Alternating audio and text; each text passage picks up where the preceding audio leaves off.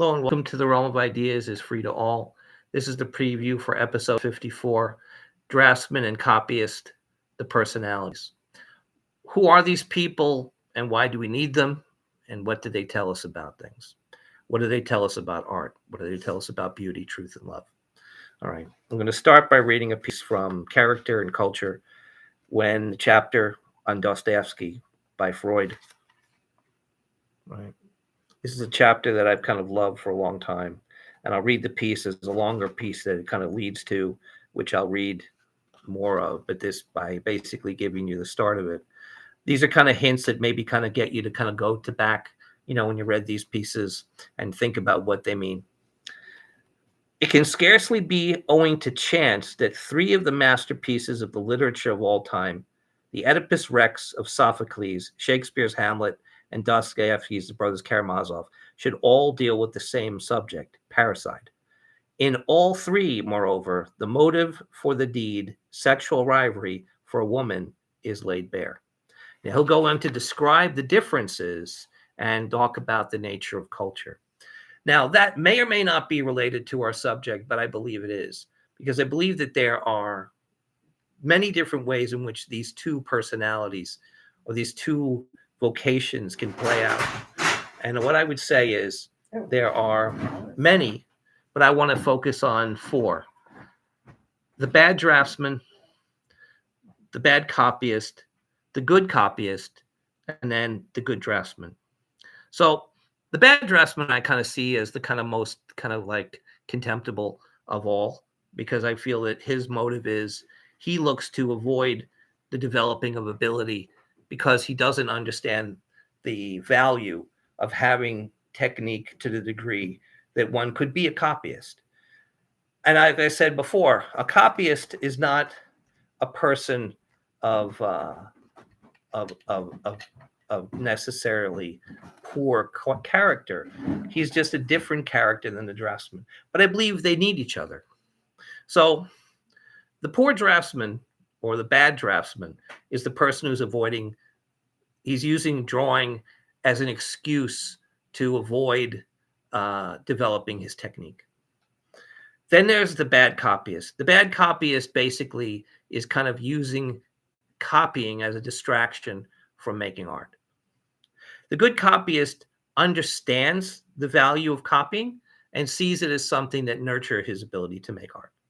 And then the good draftsman is the person that is honest about the fact that what he's trying to do means that sometimes he has to deviate from what he sees and basically understand and balance the relationship between copying and drawing, and understand that sometimes it's important to know that difference.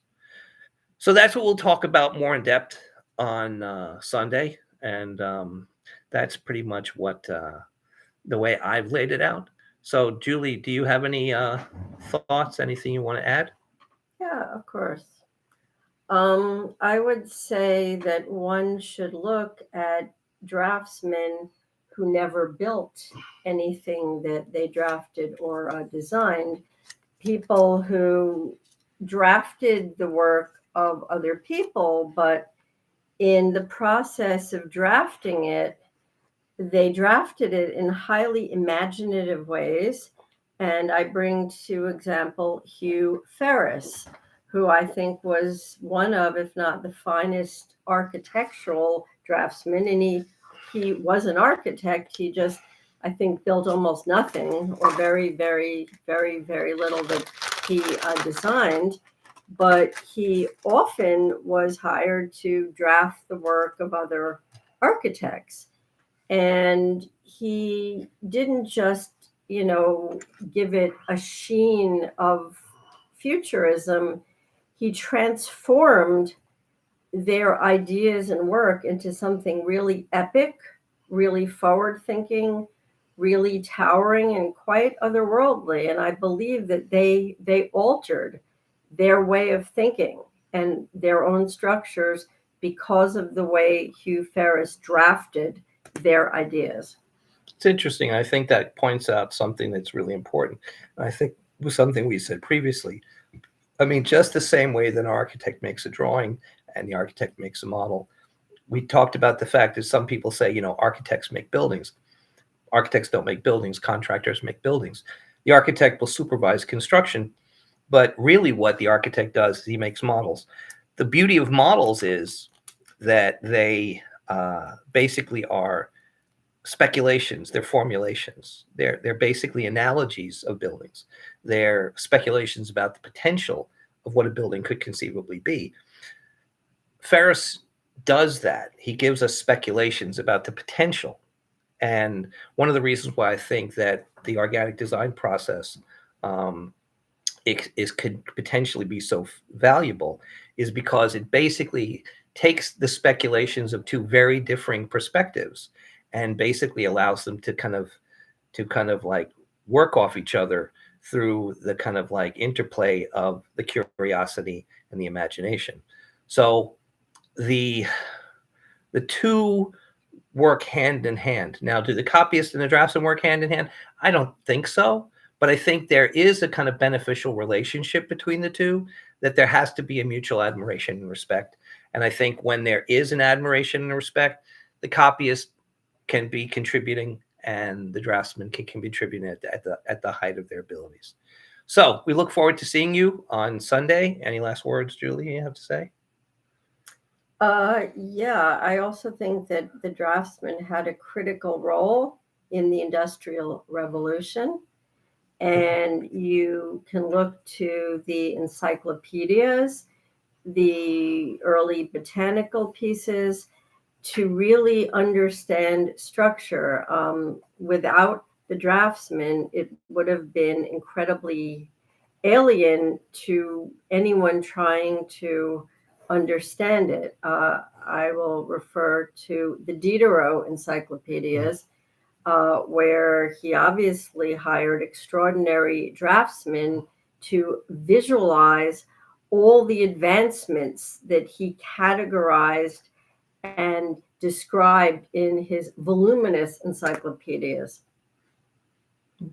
Or these ideas would have not had the clarity, the staying power that they did. Yeah.